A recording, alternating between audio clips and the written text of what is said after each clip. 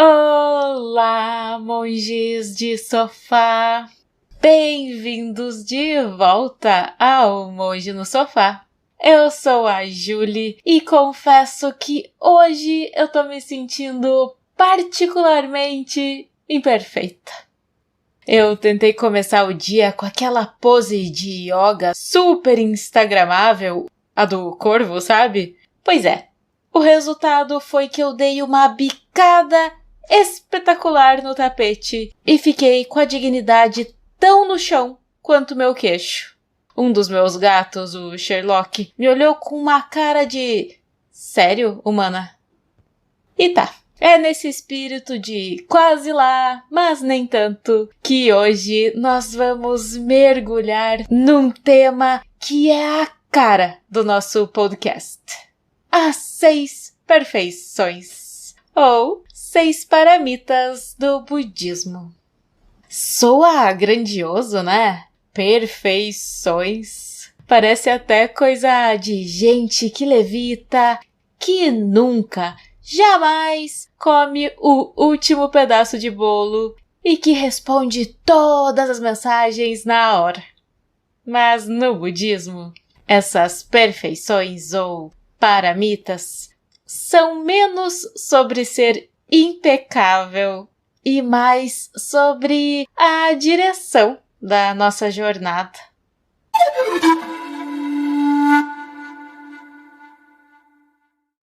A palavra paramita significa literalmente ir para a outra margem. É a travessia de uma margem de confusão, estresse e alguns tropeços para uma margem de mais paz, sabedoria e lucidez.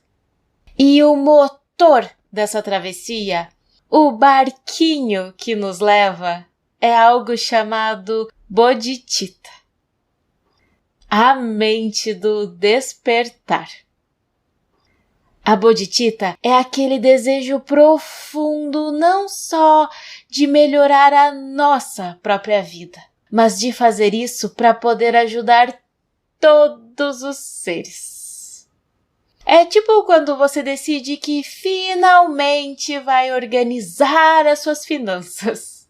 E não só para parar de sofrer no fim do mês, mas para quem sabe um dia poder também ajudar alguém.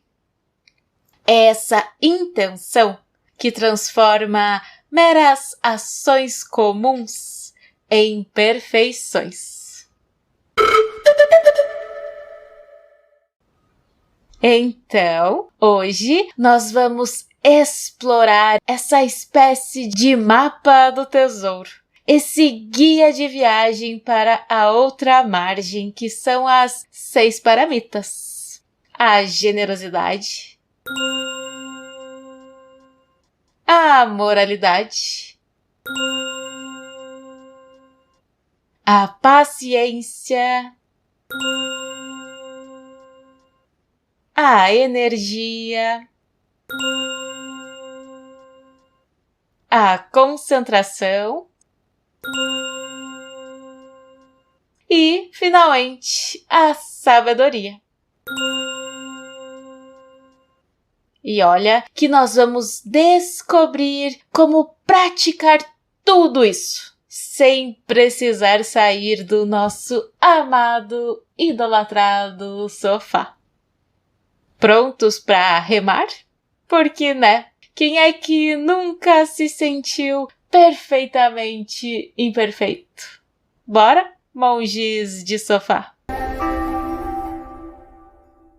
Bom, vamos começar pela primeira e talvez a mais acessível das perfeições. Dana, a generosidade.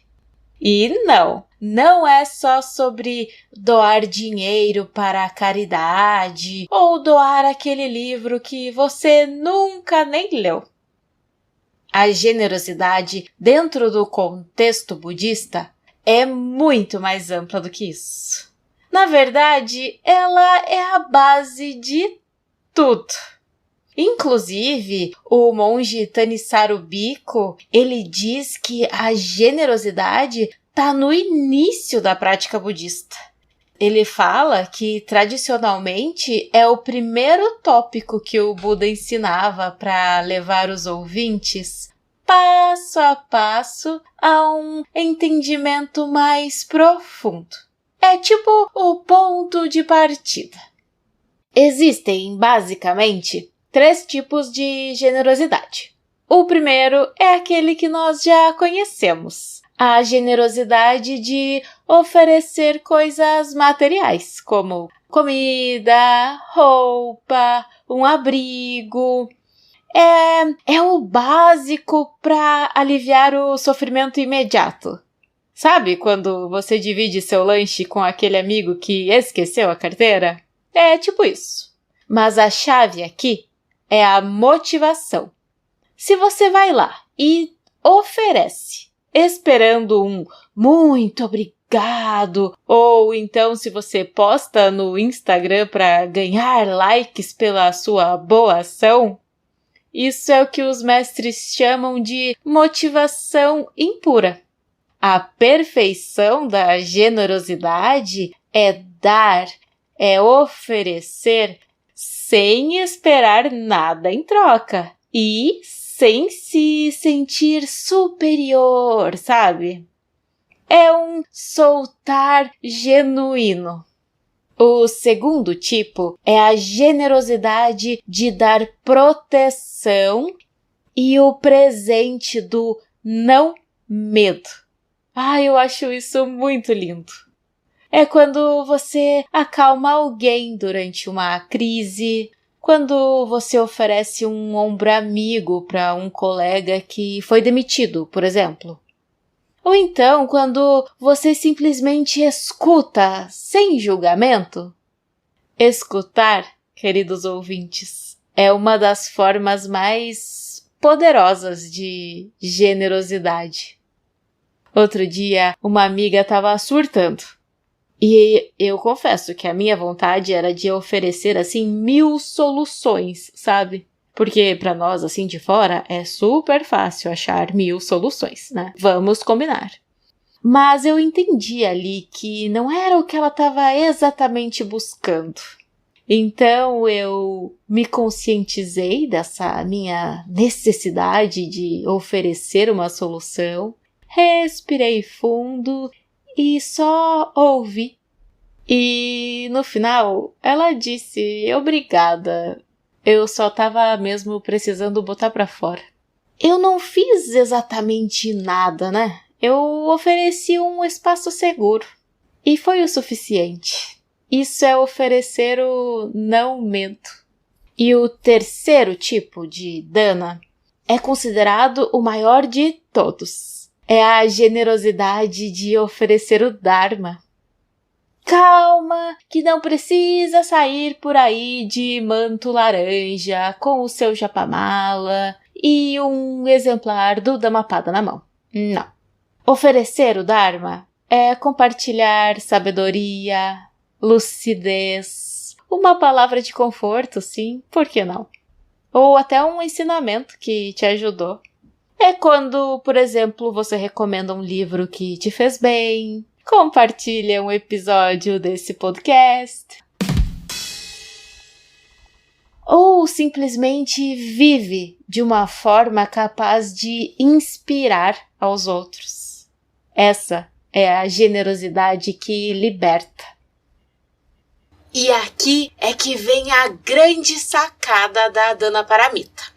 O pulo do gato que combate aquela mente da pobreza. Sabe, aquela vozinha interna que vive no medo, sussurrando: eu não tenho o suficiente. Ou: e se me faltar? Então, essa mente da pobreza, ela nasce da ideia de uma separação rígida. Existe o eu, que tem, e o outro que não tem.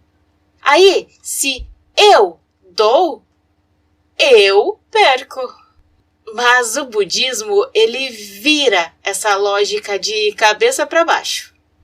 Ele nos convida a ver a generosidade através da não dualidade, das chamadas 3 esferas: o doador, o receptor e o presente.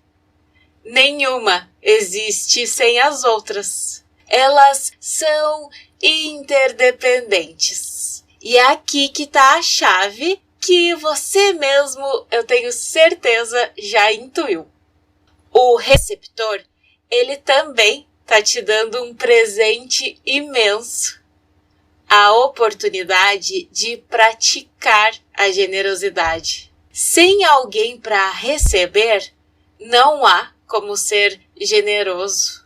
A pessoa que recebe tá, na verdade, te oferecendo um campo de mérito, um solo fértil para você plantar as suas sementes de virtude. E aí, quando nós entendemos isso, a coisa toda muda. Não se trata mais de uma transação onde um perde e o outro ganha. Vira uma dança, um fluxo. A separação entre eu que dou e o outro que recebe se dissolve. E ao dissolver essa separação, a gente arranca a raiz da mente da pobreza. Porque se não há um eu separado que está perdendo algo, o medo de ficar sem não tem mais onde se agarrar. Nós saímos da lógica da escassez e entramos na lógica da conexão e da abundância.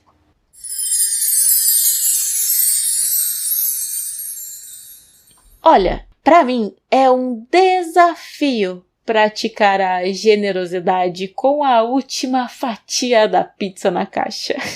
O meu cérebro olha para aquele último pedaço e imediatamente entra em modo de sobrevivência.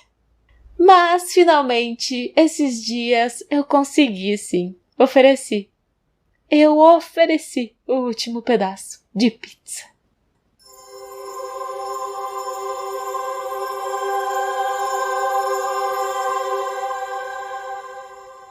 E era de camarão ainda. E aí, a pessoa que estava compartilhando comigo ficou tão feliz que a alegria dela me preencheu muito mais do que aquela fatia deliciosa de pizza de camarão. E a última ainda, porque a última é sempre mais gostosa. Mas aquela alegria de ver a pessoa feliz me preencheu muito mais do que esse último pedaço faria, sabe? E eu senti ali, naquele momento. Foi como uma pequena travessia para outra margem, ali, na cozinha da minha casa. Então hoje, que tal um pequeno exercício? Tente praticar a generosidade da escuta. Escolha uma pessoa e aí apenas escute o que ela tem a dizer, sem interromper, sem achar que já sabe o que ela vai dizer. Sem dar conselhos que não foram pedidos, apenas esteja ali presente e veja o que é que acontece. A segunda paramita, ou perfeição, é sila, ou a moralidade, a ética, a disciplina. E eu sei, a palavra soa um pouco pesada, não é? Parece coisa de sermão, de regras chatas que vêm e tiram toda a diversão da vida. Eu mesma, quando ouvi a disciplina, já penso na tentativa fracassada de fazer uma dieta super limpa que dura exatamente até a primeira padaria que eu ver pela frente. Só que aqui, no contexto budista, sila é o contrário de uma prisão. A moralidade é a liberdade. Vem e pensa comigo. Quando você não mente, você fica livre de ter que lembrar qual mentira contou e para quem é que foi. Quando Quando você não pega o que não é seu, você fica livre do medo de ser descoberto. A ética budista, que se conecta com o maravilhoso nobre caminho óctuplo, é como um GPS para as nossas ações e nos ajuda a evitar os engarrafamentos do sofrimento, digamos assim. Sila é a base, é o alicerce. Sem uma conduta minimamente equilibrada, a nossa mente fica tão agitada com a culpa, com o medo, com o arrependimento, que praticar, que meditar se torna uma tarefa muito complexa, é quase impossível. É como tentar construir um castelo de cartas no meio de um furacão. Mas, tranquilo, Sila não é sobre ser um santo ou uma santa. É sobre viver com atenção plena às causas e consequências dos nossos atos. É entender que cada pequena ação, palavra ou pensamento é uma sementinha que nós plantamos. E é óbvio, se nós plantamos sementes de honestidade e de gentileza, nós colhemos a paz e a tranquilidade. Agora, se a gente vai lá e planta a semente de fofoca, de raiva, de impulsividade, bem, nós colhemos uma bela de uma horta de problemas. No dia a dia, na vida cotidiana, essa sabedoria é bem prática. É sobre não passar pra frente, por exemplo, aquela fofoca quentinha sobre o colega de trabalho, mesmo que a vontade seja enorme. É sobre devolver o troco que o caixa te deu a mais. É sobre não xingar o motorista que te fechou no trânsito ou roubou tua vaga. E tá, às vezes falhar miseravelmente nessa tarefa. Mas tentar de novo na próxima vez. A perfeição não está em nunca errar, mas em ter a intenção de acertar. É tipo encontrar uma carteira na rua, e aí pode ser até que passe aquele primeiro pensamento, uhul, dinheiro! Mas aí você escuta a voz da sua consciência. Respira fundo, abre a carteira, encontra o documento do dono e devolve. A gente sabe que a sensação de alívio e de paz, depois de você entregar o que é do outro pro outro, é muito maior do que a alegria passageira que um dinheiro que não é seu vai te trazer. A moralidade não é um fardo, é um presente que a gente oferece para a nossa própria mente. Então, como exercício, que tal escolher uma pequena ação ética hoje? E vamos, assim, com algo simples, tipo não falar mal de ninguém por 24 horas. Observe como você se sente. A prática de Sila, da moralidade, é, no fundo, a prática de ser amigo da sua própria consciência.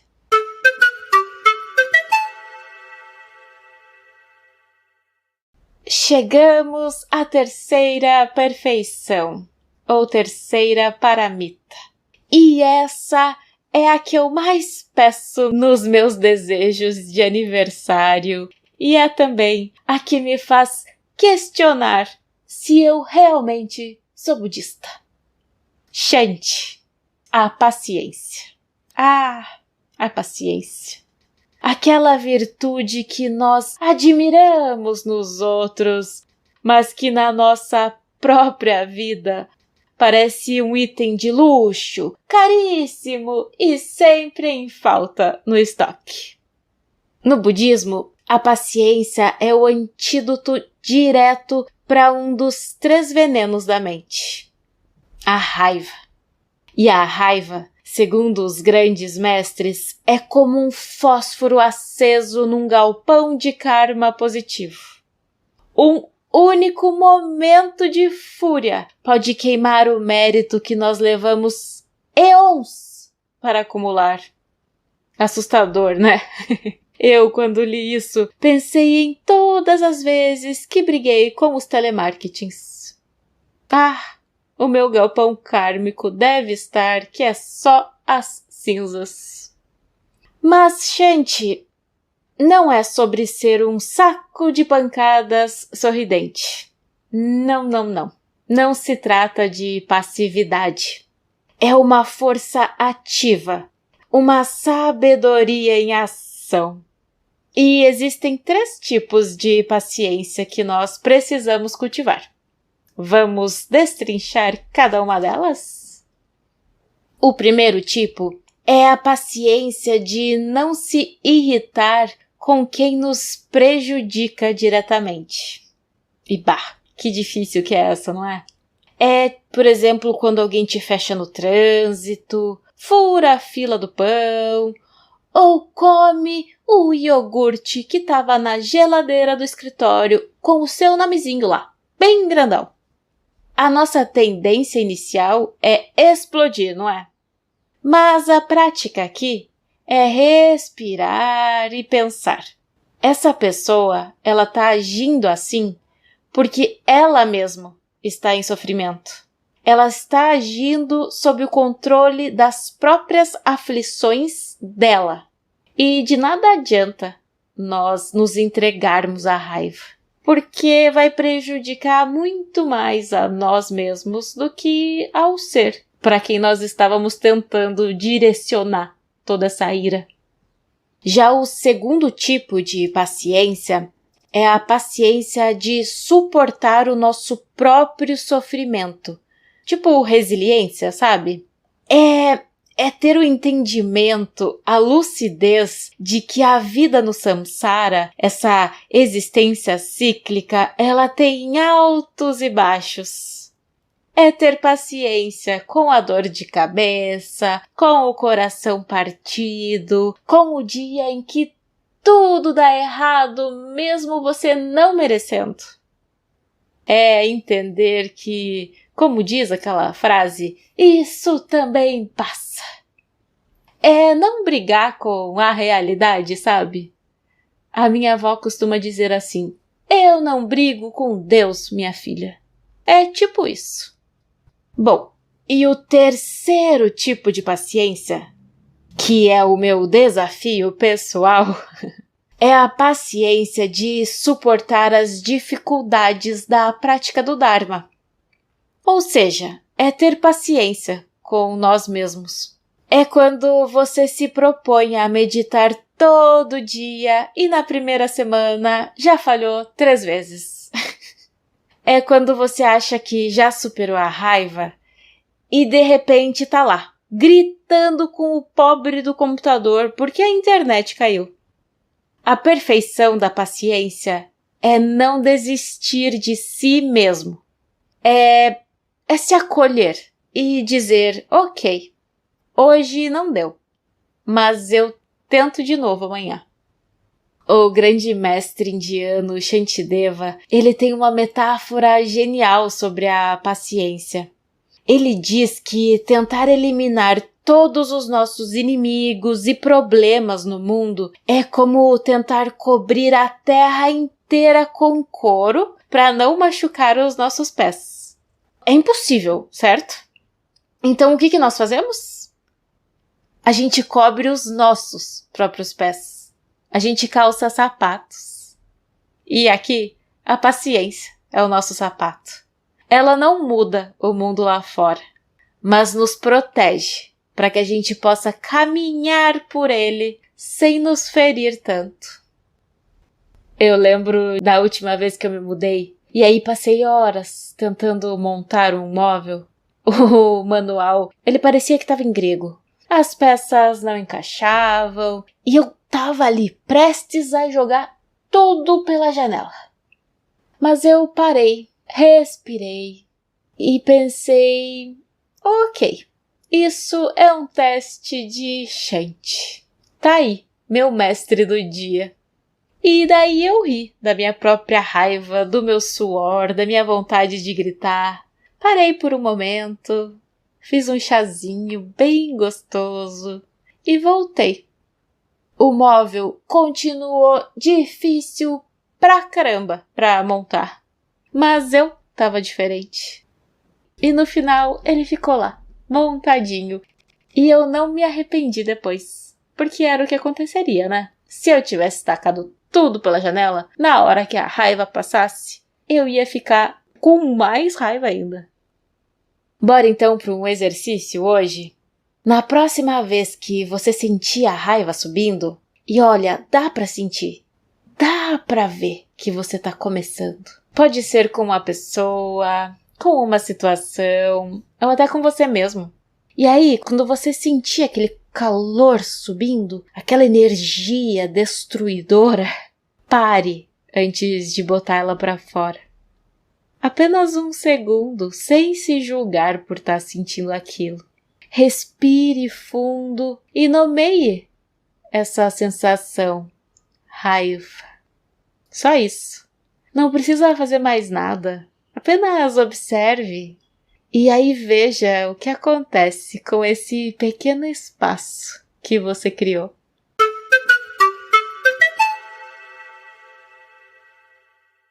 A quarta perfeição é Virya. Energia, diligência, esforço alegre. A palavra em sânscrito vem de Vira, que significa herói. Então, Virya é a nossa energia heróica. É o que nos impulsiona a sair da inércia e a colocar as outras perfeições em prática. Sem energia, a generosidade, a moralidade e a paciência ficam só no campo das boas intenções.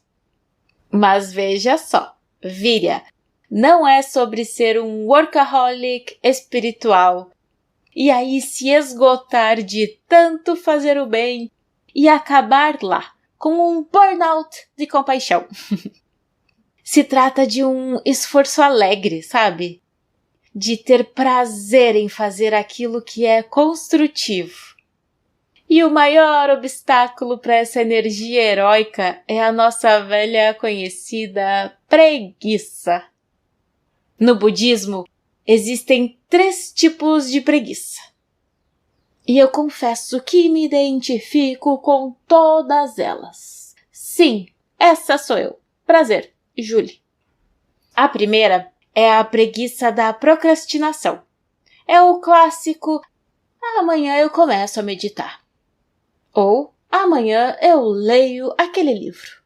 É aquela preguiça de deitar no sofá e maratonar uma série inteira, mesmo sabendo que tem coisas que devem ser feitas. O antídoto para esse tipo de preguiça é contemplar a impermanência. A gente não sabe quanto tempo tem. Deixar para amanhã pode ser tarde demais. E eu acho muito interessante como muitos mestres, eles apontam como essa energia pode mudar num piscar de olhos. Por exemplo, para fazer uma tarefa chata, a gente tá lá, sem energia nenhuma, pensa às vezes até, nossa, acho que eu tô um pouco resfriado. Mas basta um amigo chamar para alguma coisa que a gente ama e, assim, num passe de mágica, a energia aparece do nada. Isso mostra que a energia não é algo que a gente tem, mas é algo que nós acessamos através da nossa motivação e interesse. O segundo tipo é a mais traiçoeira das preguiças. É aquela preguiça de estar ocupado demais. Eu acho que essa é a preguiça moderna. Nós enchemos a agenda de compromissos, trabalho, reuniões, happy hour e diz que não tem tempo para prática espiritual. Nós nos mantemos ocupados com tudo, menos com o que realmente importa para o nosso bem-estar interior. E o antídoto aqui é refletir sobre as desvantagens do samsara. Por mais que a gente corra, conquiste coisas, nada disso traz uma felicidade duradoura. A verdadeira paz, ela vem de dentro. O terceiro tipo é a preguiça do desânimo. É quando nós nos sentimos incapazes. Ah, não. Budismo não é para mim. Iluminação não é para mim. Eu sou muito ansioso para meditar. Ah, não, paciente? Nunca. Nunca vou conseguir ser paciente. É a baixa autoestima espiritual. O antídoto é lembrar da nossa natureza de Buda. Todos nós, sem exceção, temos o potencial para o despertar. A semente da iluminação já está aqui dentro de nós. Só precisamos regar. Para cultivar Virya, os mestres recomendam 4 suportes. Primeiro, é ter aspiração, que é pensar nos benefícios que a prática traz para nós. Segundo, é ter confiança em si mesmo e no próprio potencial. Terceiro, é se alegrar com o processo, curtir a jornada, sabe? E o quarto, muito importante, é saber descansar. Sim, monges de sofá, descansar faz parte do esforço. É tipo musculação, sabe? Você não pode treinar um grupo muscular assim, seguidinho, senão ele não desenvolve. Você tem que treinar ali, dar uma descansadinha, para ele se recuperar e ficar mais forte. É isso mesmo aqui também. Não adianta se forçar a meditar quando se está exausto. Às vezes, a prática mais sábia e lúcida é tirar um cochilo. E aí sim, depois, volta para a meditação. Eu percebi que a minha maior preguiça era sempre essa de estar ocupada demais, sabe? Trabalhar o dia todo, treinar, fazer comida, arrumar as coisas de casa, né? Lavar roupa, estender roupa, dobrar roupa. E aí chegava a noite e eu já estava cansada demais para conseguir me concentrar para a prática. E foi quando eu percebi que eu precisava, pelo menos, tentar fazer diferente, já que no final do dia não estava dando certo. E comecei a acordar 15 minutinhos mais cedo. Só 15 minutinhos. E comecei a usar esse tempo para sentar em silêncio. Por mais que eu fale, só 15 minutinhos, no começo foi um sacrifício, sim. Eu ainda queria dormir mais um pouquinho.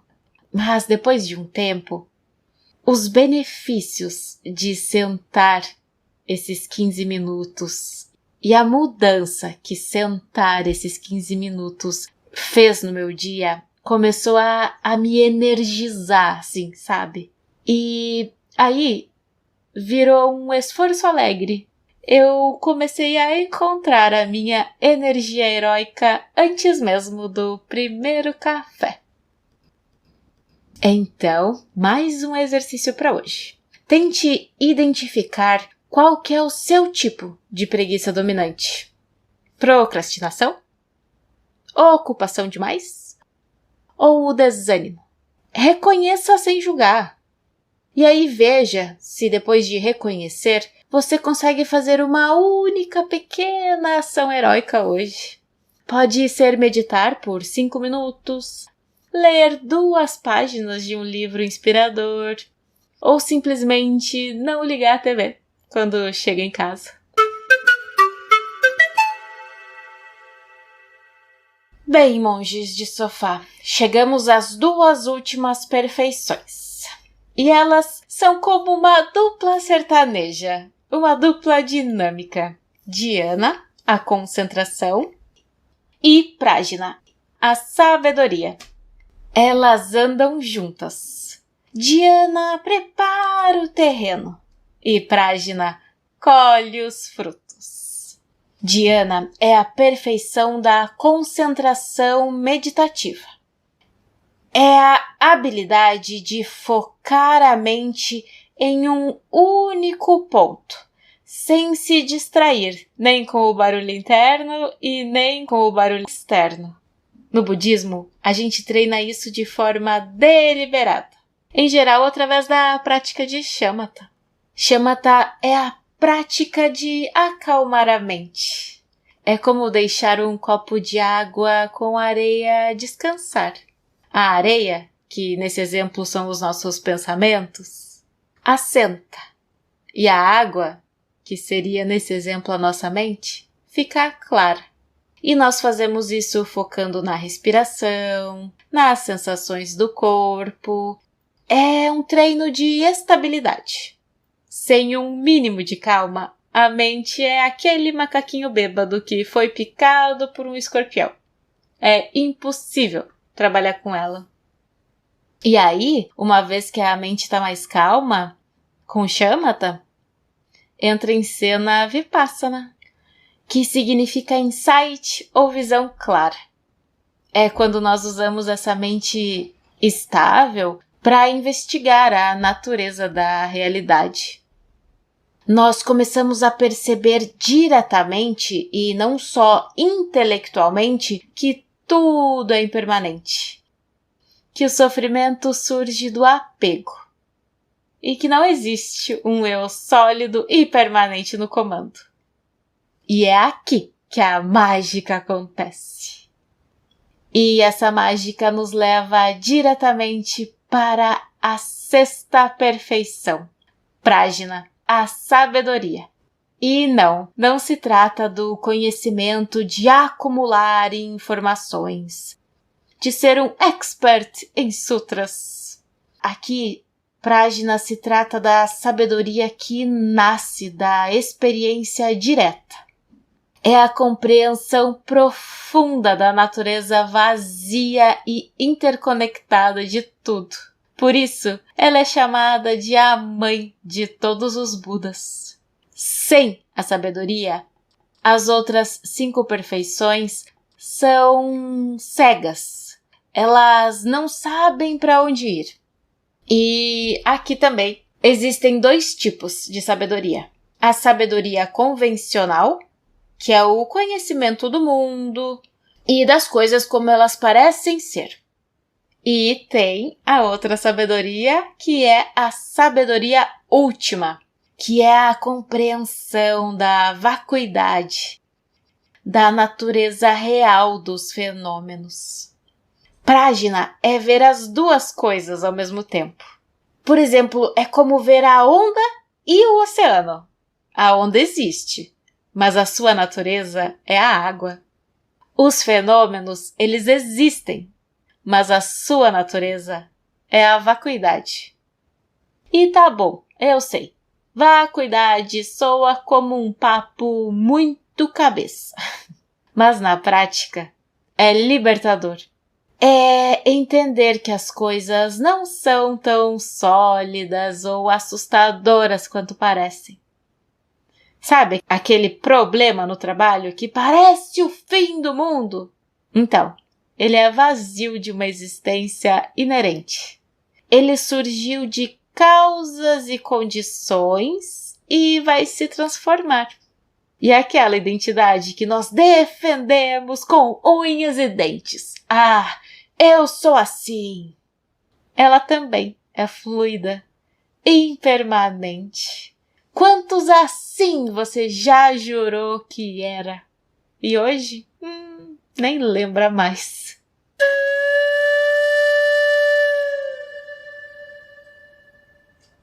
Uma das coisas mais libertadoras que eu aprendi com o budismo é que nós não somos os nossos pensamentos. Isso a primeira vez que eu ouvi explodiu a minha mente. Eu passei muito tempo da minha vida acreditando piamente que eu era a confusão dentro da minha cabeça.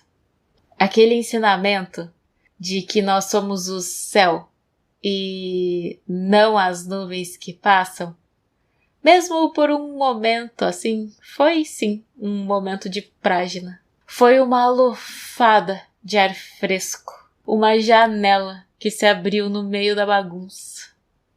A prática de dhyana e prajna é a meditação. É sentar na cadeira, na almofada, no sofá e se familiarizar com a sua própria mente. É o laboratório onde nós testamos e comprovamos tudo isso que nós estamos conversando há 28 episódios.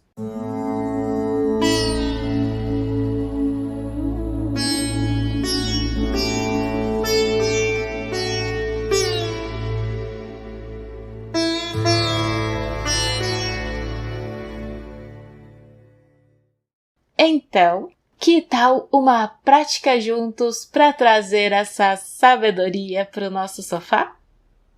Não se preocupe, não precisa de experiência e nem de traje de gala. Pode ficar tranquileba com o seu pijama, que tá tudo mais que liberado. Então, vá até um lugar seguro, encontre uma posição confortável. Pode ser sentado com a coluna ereta e as mãos podem descansar no seu colo. E se não for possível para você, tá tudo bem. Pode deitar. Só me promete que não vai dormir. Combinado? Tá, a não ser que você precise, né? Aí a prática vira a perfeição do descanso. E tá tudo bem também. Hoje vamos começar com 3 respirações profundas. E você pode fechar os olhos ou deixá-los semi-abertos, olhando para baixo, como eu prefiro. Inspire pelo nariz, enchendo bem os pulmões.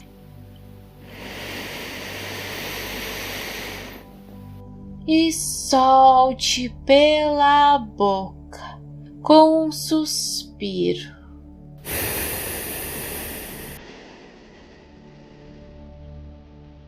Deixa ir o peso do dia. Mais uma vez.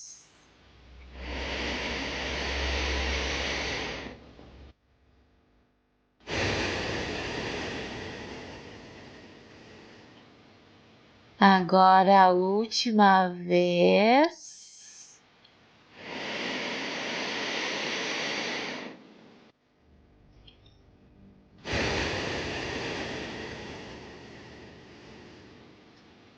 Deixe a sua respiração voltar ao ritmo natural. Não precisa controlar, apenas observar.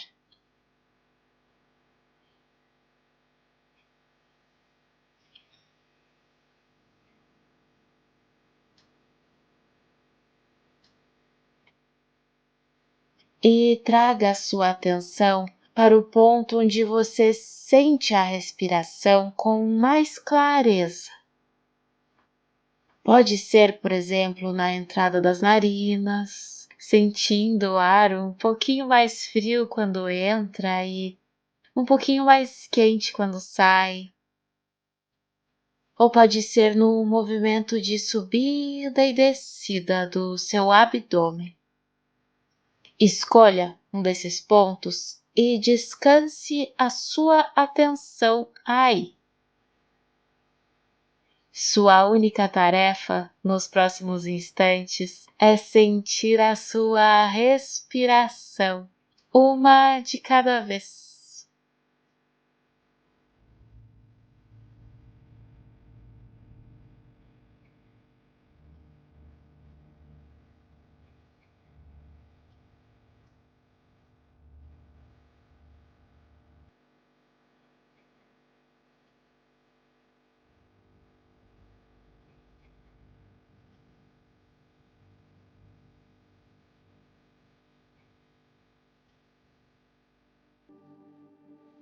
E a sua mente vai se distrair.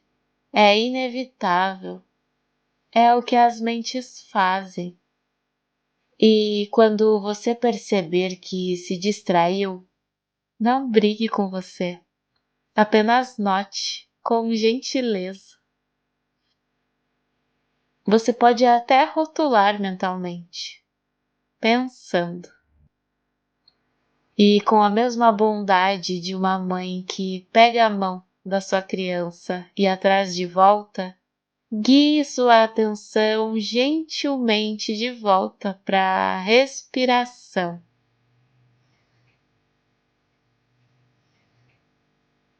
Cada vez que você faz isso, que você percebe a distração e retorna, você está fortalecendo o seu músculo da atenção. Você está praticando, Diana, a concentração.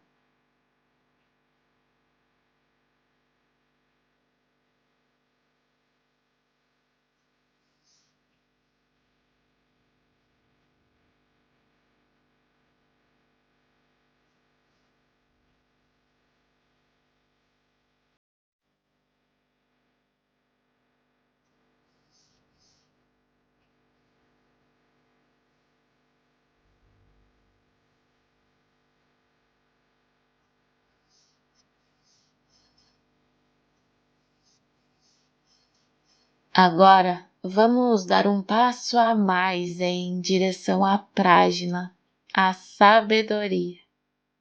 Sem deixar de sentir a respiração como sua âncora, vamos abrir um pouco o foco. Permita que os pensamentos venham e vão, mas sem embarcar neles, sem entrar na narrativa. Imagine que você está sentado na beira de um rio e que os pensamentos são folhas passando na correnteza. Você os vê, mas não pula no rio atrás deles. E eles vêm e vão. Observe essa natureza impermanente dos pensamentos. Nenhum deles fica para sempre. Eles não são sólidos. Eles não são você. Você é a consciência que os observa.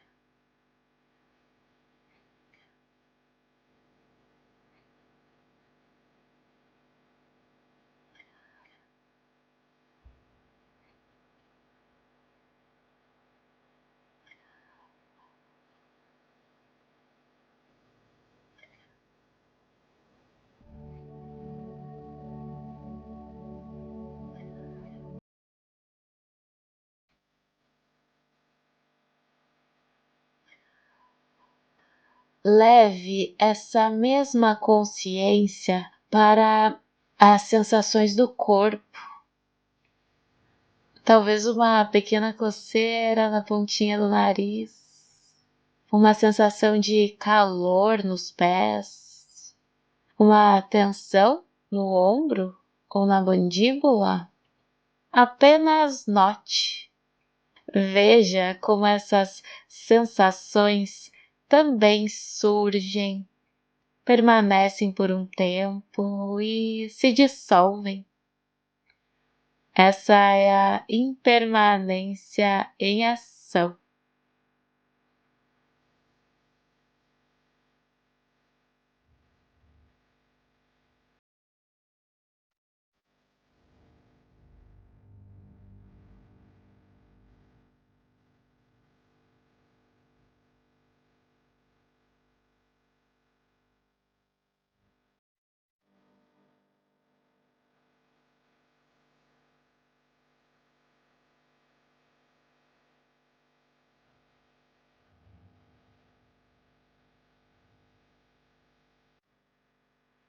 Nesse espaço de calma e clareza, talvez você possa sentir a generosidade de se dar esse momento, ou a paciência com a sua mente agitada, o esforço alegre de simplesmente estar aqui, presente.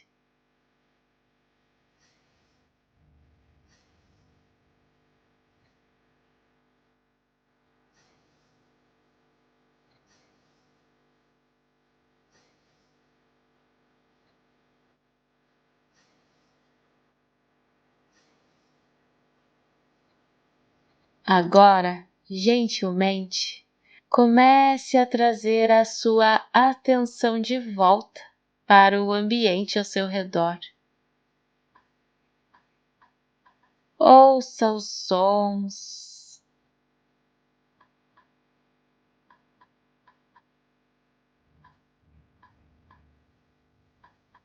Sinta a textura da sua almofada, da cadeira, do sofá.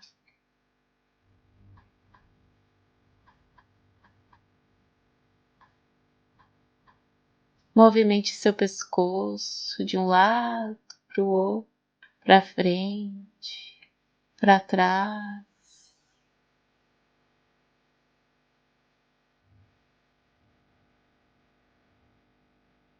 E quando estiver pronto, pode abrir os olhos e veja como se sente. Talvez um pouco mais calmo, mais espaçoso.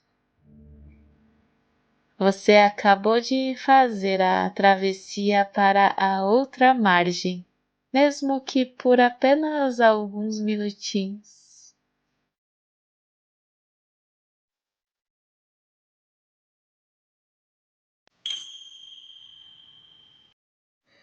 गङ्गे च यमुने चैव. Bem, meus queridos ouvintes, por hoje é só. Nós completamos a nossa jornada pelas 6 perfeições, ou 6 paramitas. E como vimos, não se trata de uma lista de tarefas para se tornar uma pessoa perfeita. É um caminho, uma direção. É sobre ser um pouquinho mais generoso hoje do que ontem. Um pouquinho mais paciente hoje do que ontem. Um pouquinho mais consciente hoje do que ontem. É um convite para transformar cada pequeno momento do nosso dia a dia, do nosso cotidiano, o trânsito, a fila do supermercado, a montagem de um móvel, a última fatia de pizza, em uma oportunidade de prática. A outra margem não é um lugar distante que nós chegamos em algum dia. A outra margem está em cada passo consciente que nós damos nessa margem aqui mesmo. Muito obrigada por embarcarem nessa travessia comigo. Que a gente possa seguir remando, com bom humor, autocompaixão e com uma bela de uma xícara de café ou chá na mão. E, por favor, não se esqueça de se inscrever no canal no YouTube, de seguir o podcast, de deixar a sua avaliação e de compartilhar com aquele amigo que tá por aí precisando de uma bússola na vida. Eu sou a Julie. E esse foi o Monge no Sofá de hoje. Até semana que vem. E que os seus dias sejam repletos de lucidez. E os seus sofás cheios de paz. Que esse episódio possa trazer benefícios a todos os seres.